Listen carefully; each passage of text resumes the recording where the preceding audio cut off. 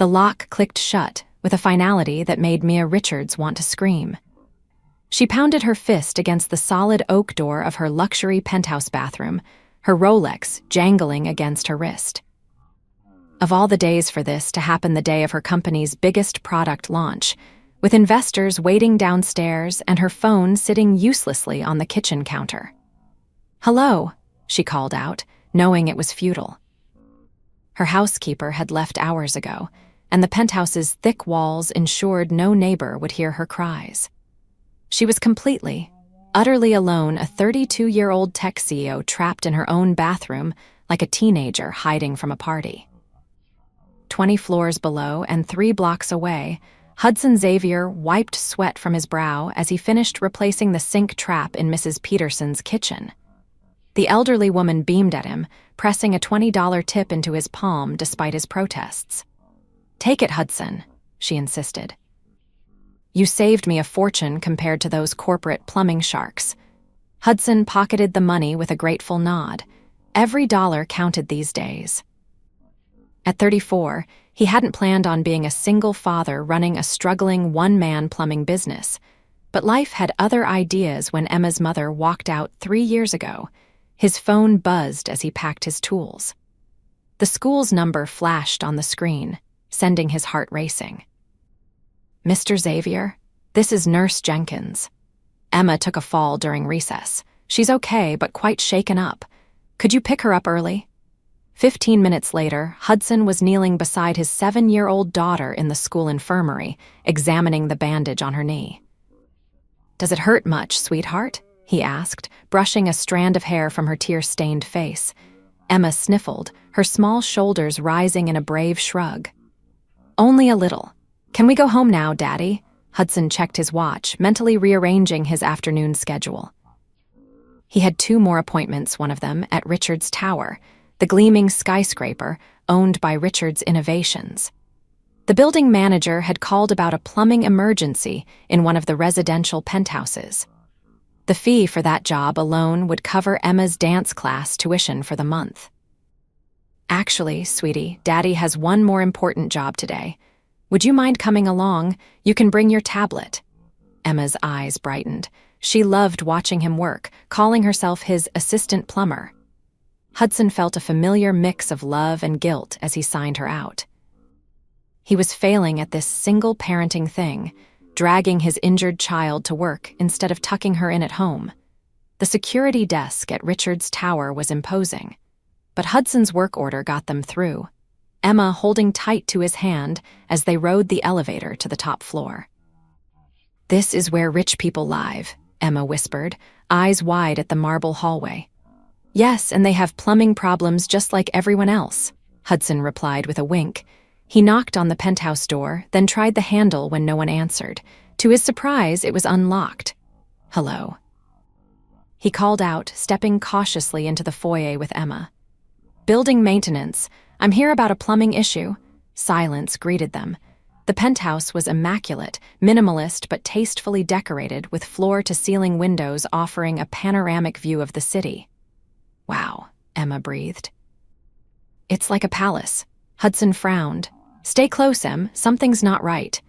They moved deeper into the apartment, Hudson calling out again. That's when they heard it faint thumping from behind a door at the end of the hallway. "Hello, is someone there?" Hudson approached cautiously. "Yes." "Thank God," a muffled female voice called back.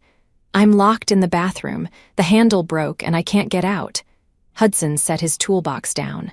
"Stand back from the door, madam. I'll have you out in a minute." "My assistant was supposed to be here hours ago," the voice continued as Hudson examined the handle. "I have investors waiting downstairs. I'm already so late. Just need to remove this faceplate," Hudson murmured, more to himself than her. Emma watched, fascinated, as her father's capable hands made quick work of the decorative hardware. Within minutes, Hudson had dismantled the locking mechanism and swung the door open. The woman who emerged was not what he expected. Despite being trapped for what must have been hours, she looked remarkably put together. Her chestnut hair was twisted into a sleek bun. Her cream blouse and tailored gray skirt suggesting she'd been dressed for an important meeting. The only hints of distress were her bare feet and the relief that flooded her face when she saw Hudson. "You have no idea how grateful I am," she said, extending a manicured hand.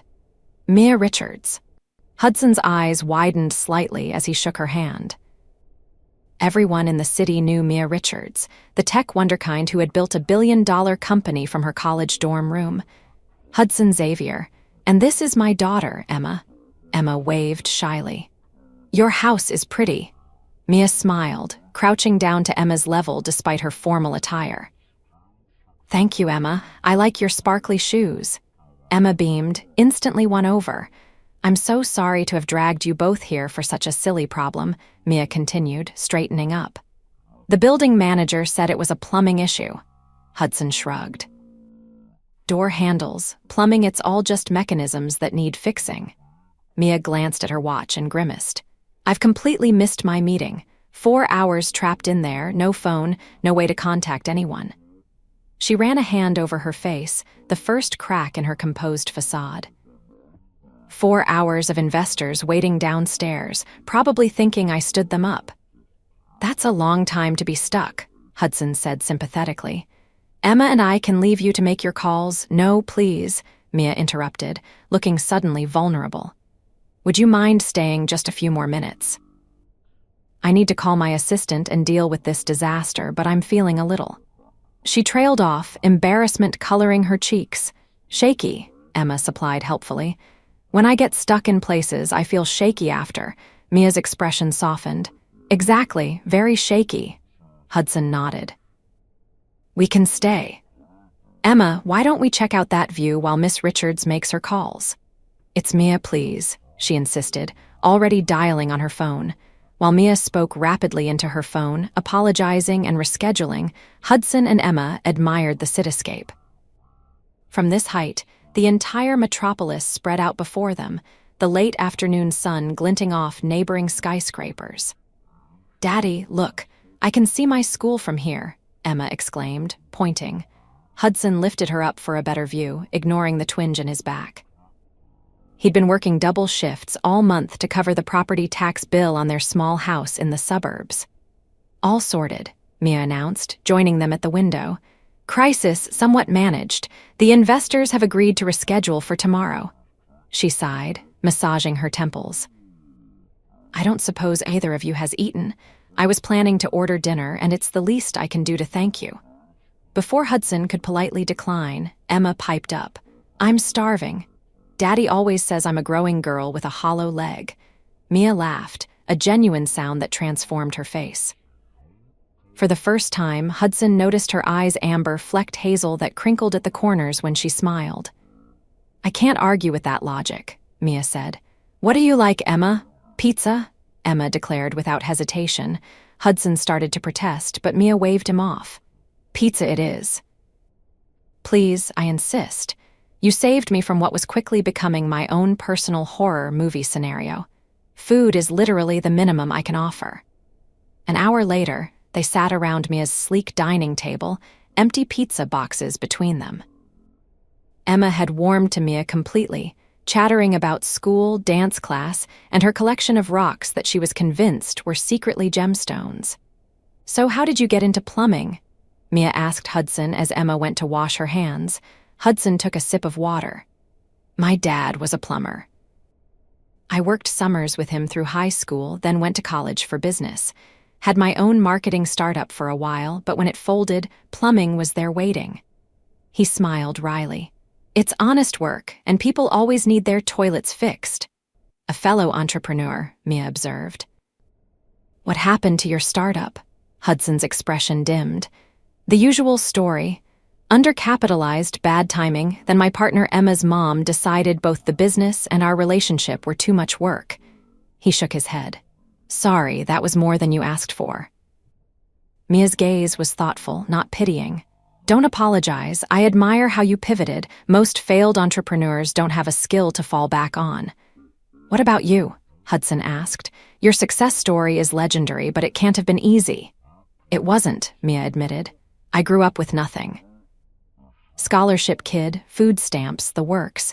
The difference was timing and luck. My app took off at exactly the right moment. She traced the rim of her glass.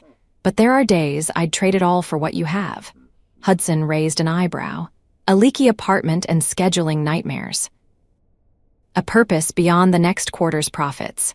A family. Mia's voice had dropped, becoming almost confessional. She glanced toward the bathroom where Emma was still washing up. That little girl adores you, Hudson.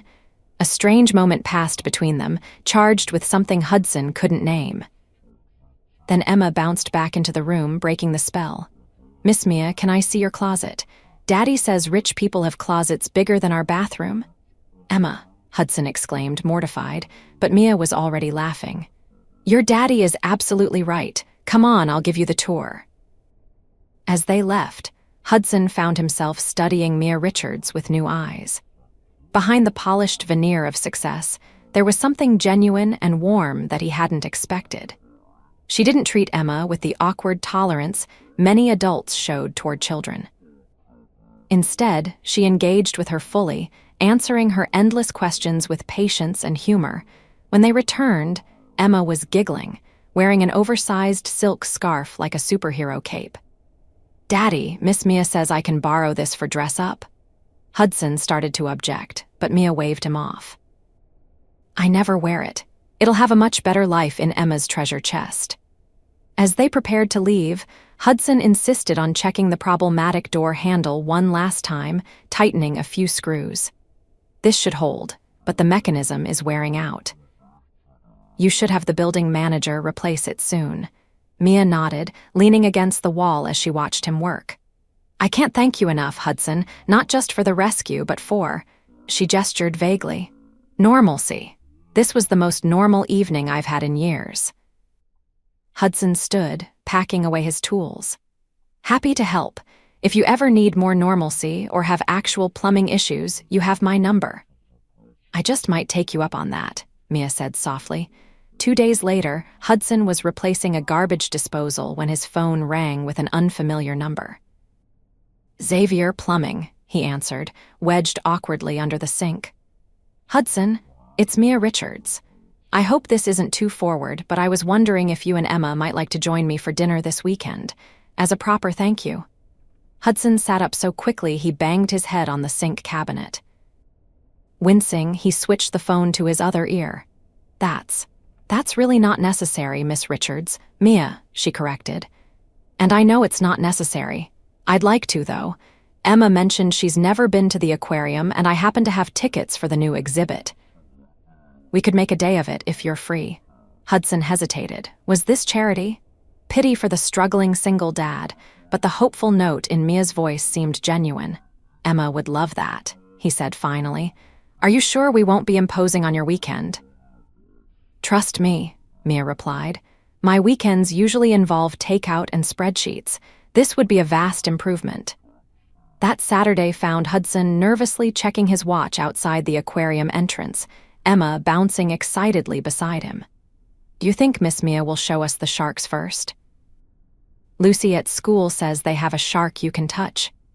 I'm sure Miss Mia will, Hudson began, then stopped as he spotted her approaching. Gone was the corporate executive in designer clothes. This Mia wore jeans, a simple blue sweater, and white sneakers.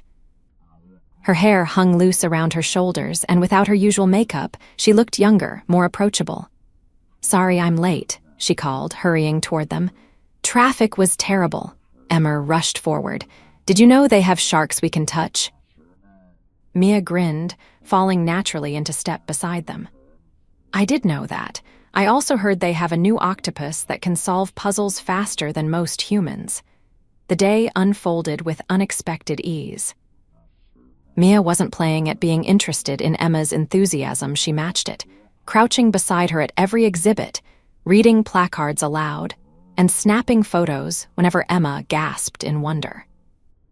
She's amazing with her, a passing mother commented to Hudson as they watched Mia helping Emma at the touch pool. Your wife has such patience. Hudson opened his mouth to correct her, then simply smiled. Yes, she does. Over lunch in the aquarium cafe, Emma regaled Mia with stories of school and friends, while Hudson found himself relaxing for the first time in months. There was something disarming about Mia, the way she listened intently, asked thoughtful questions, and laughed without reservation at Emma's jokes. "What?" Mia asked, catching him watching her. Hudson shook his head. "Nothing, it's just, you're nothing like I expected." Mia raised an eyebrow. "What did you expect? Some ice queen with a Bluetooth permanently attached to her ear?" "Something like that," Hudson admitted, "but you're so normal." "Highest compliment I've received in years," Mia said with a laugh. Then, more seriously, "When you're a woman in tech, especially one who started young, you learn to wear armor, but it gets heavy." After the aquarium, they walked along the harbor, Emma running ahead to feed seagulls with bread Mia had packed specifically for this purpose. "You came prepared," Hudson observed. Mia shrugged. "I researched fun things to do with kids. Feeding seagulls was high on the list."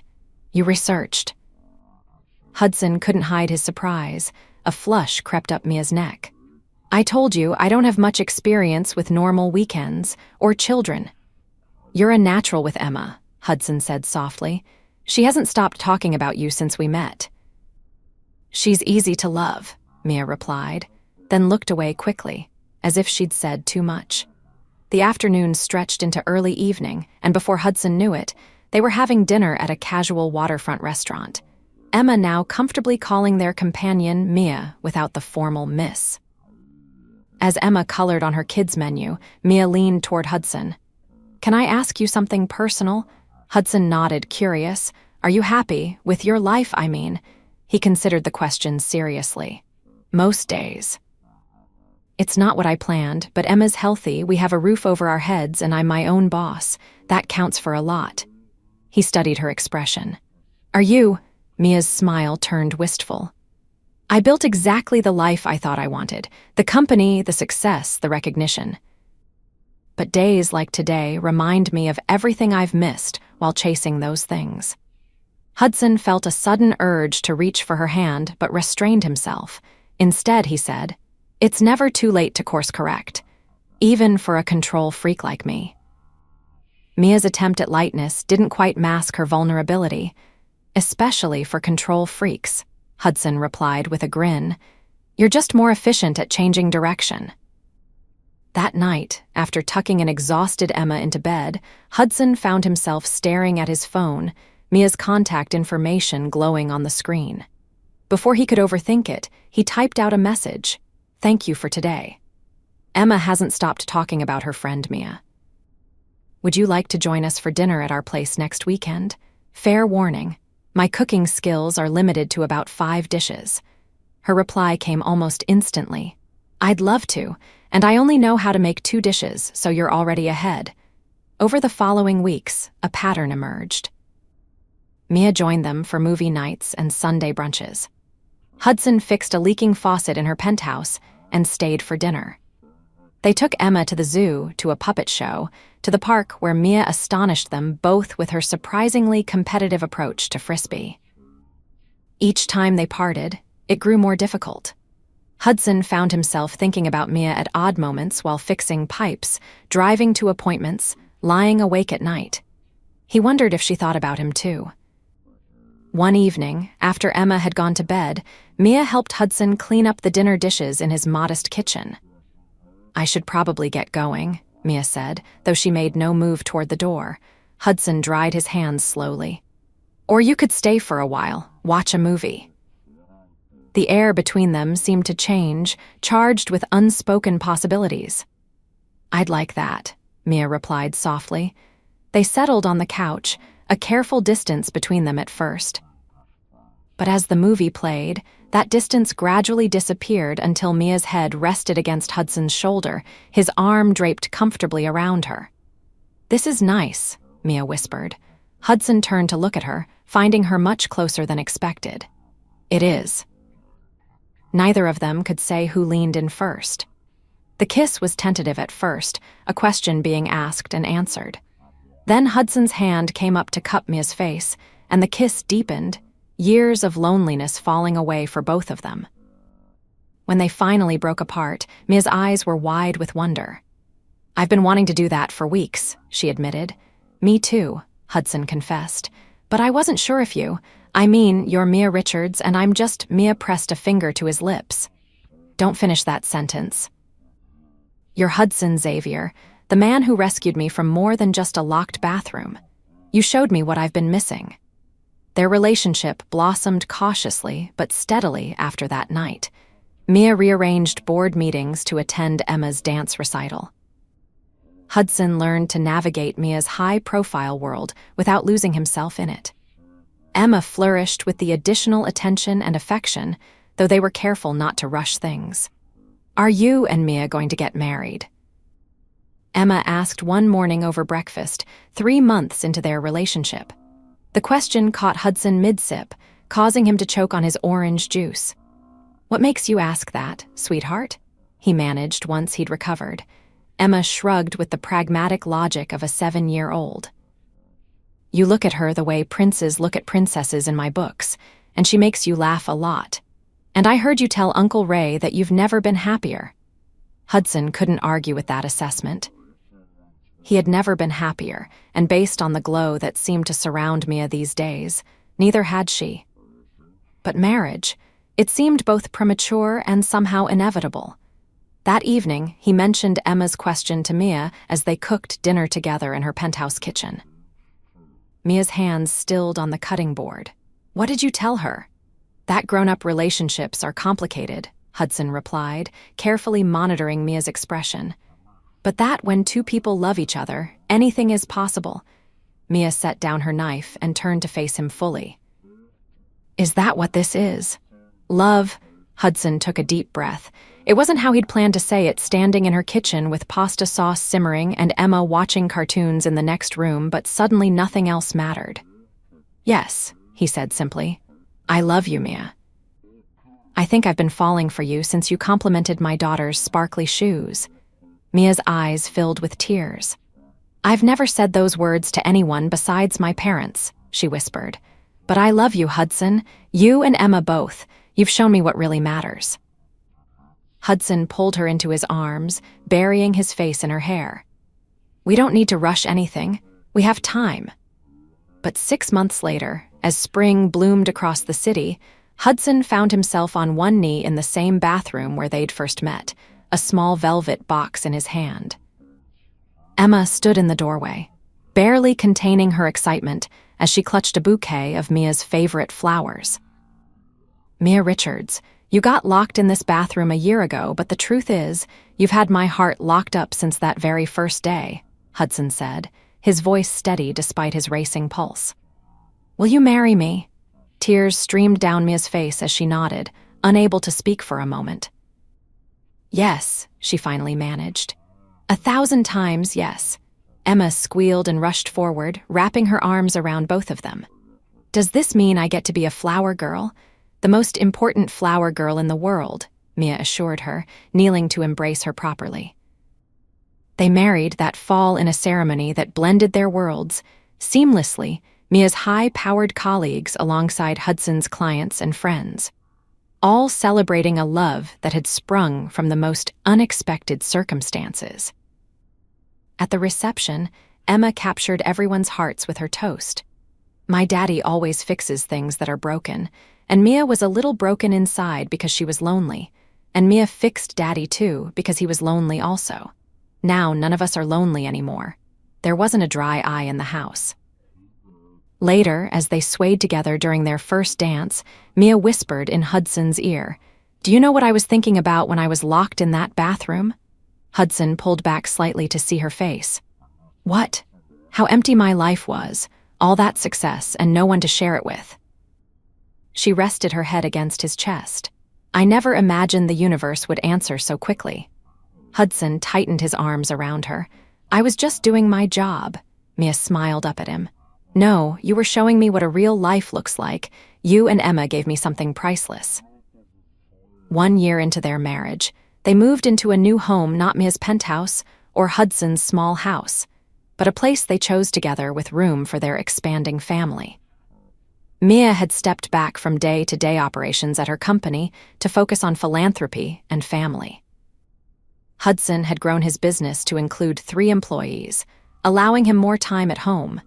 And on a bright spring morning, as they sat on their porch watching Emma and her new baby brother napping in the shade, Mia took Hudson's hand. "Do you ever think about how close we came to never meeting?" She asked. If my bathroom door hadn't malfunctioned that day, Hudson brought her hand to his lips.